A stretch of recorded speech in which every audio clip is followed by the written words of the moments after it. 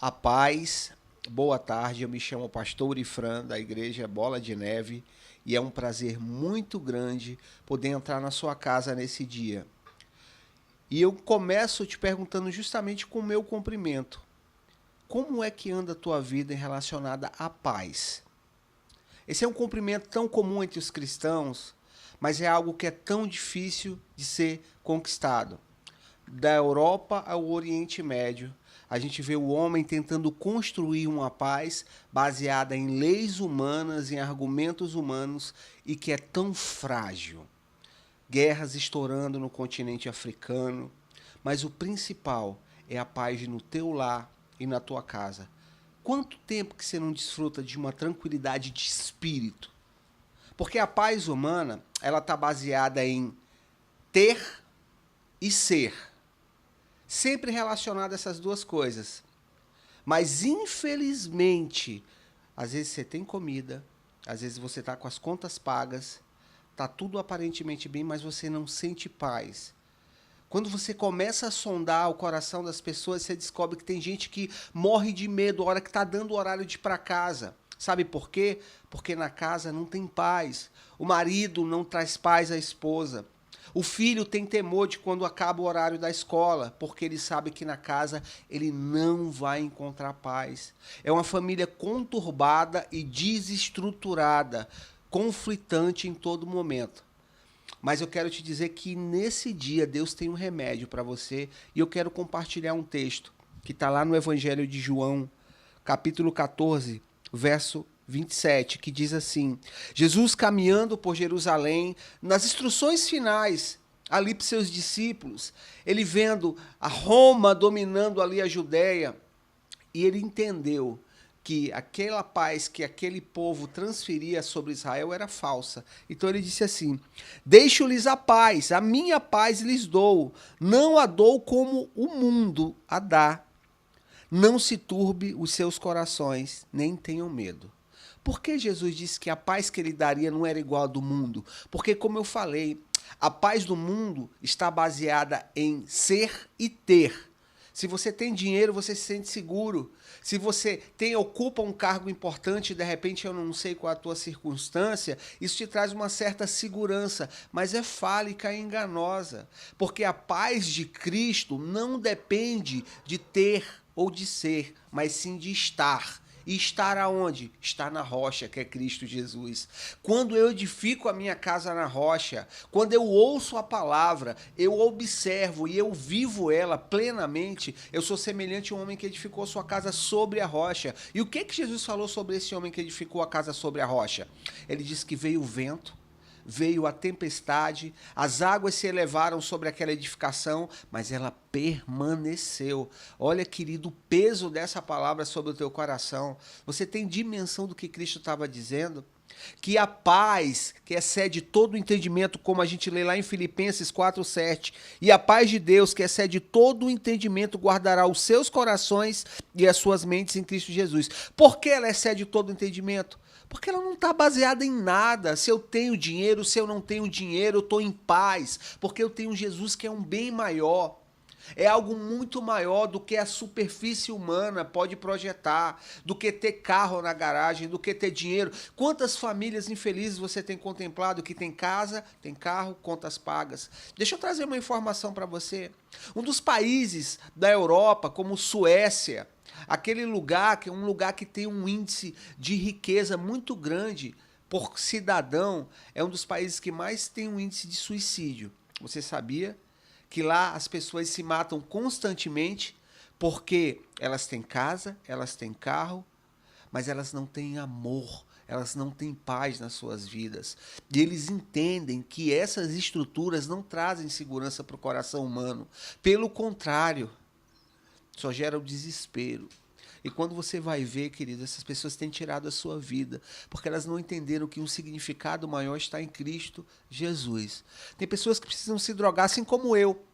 A minha paz durava por volta de 5 minutos, 10 minutos, 20 minutos, meia hora, dependendo da droga que eu utilizava. A minha paz custava caro, tinha preço elevado e de difícil acesso. Você tem ideia do que é fumar um baseado para poder ter tranquilidade, porque quando acabava o efeito você não suportava estar onde você estava. Era assim a minha vida. E eu tenho certeza que muitos têm sido assim. Buscado a sua paz no boteco, na prostituta. Meu Deus, você tem só se afundado dia após dia e vivendo pequenos momentos de tranquilidade e que no fim se transformam em grandes tempestades, porque o estado anterior fica pior, atual agora. Anterior, você entra naquela situação com o coração e tranquiliza por alguns instantes, e quando você sai daquela circunstância, teu coração sai muito mais pesado. Por que viver assim? Por que negligenciar a palavra de Deus quando um joelho dobrado, querido, e uma mão erguida, confessando o nome de Cristo Jesus, pode mudar a tua história? Essa paz que eu estou anunciando para você é a paz que Sadraque, Mesaque e Abidnego tiveram quando entraram na fornalha. Eles não temeram. Essa paz é a paz que Daniel, quando lançado na cova dos leões, não temeu, mas confiou no Senhor. É uma paz que excede o entendimento, porque muitas vezes você está sendo afligido, como João foi na ilha de Pátimos, mas tinha certeza e segurança da sua salvação, acima de tudo. Muitas vezes você vai ser colocado em circunstâncias, porque o evangelho, ele não é um facilitador como muitos têm anunciado não, queridos. Ele não é uma mega cena espiritual que vem sobre a tua vida para tirar todos os teus problemas, pelo contrário. Mas é um provérbio que eu gosto muito, que diz assim: o justo sofre muitas aflições, mas o Senhor os livra de todas. Nós temos um Deus acima de nós.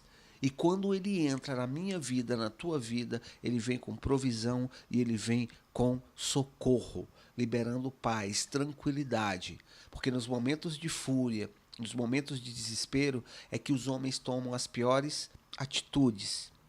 Então, desperta, como o apóstolo Paulo diz, desperta, ó tu que dorme, e Cristo resplandecerá sobre a tua vida. Esse é o momento, querido, de rasgar as ataduras que prendem o teu corpo, não com a força do teu braço, mas com o anúncio de Cristo Jesus, como disse a Lázaro: Lázaro, sai para fora. E Jesus fala para você nessa manhã, desse sábado abençoado, é o seu dia, saia para fora. A gente está vivendo um momento da Páscoa, que é um momento altamente capitalista, criado, que o homem transformou nessa data comercial, mas o significado dela é o sacrifício de Cristo Jesus. Para quê? Para que você desfrute a paz. E eu quero orar com você nesse momento. Eu quero unir minha fé com a tua aí na sua casa, para deixar, para esse lugar deixar, porque a casa do cristão, a casa do Filho de Deus é o seu castelo, é o seu refúgio, é o seu lugar de descanso. E se o teu lar não tem sido esse lugar, então nós vamos orar nesse dia de hoje. E eu sei que Deus vai mudar, transformar as circunstâncias e você vai ter prazer em chegar na tua casa.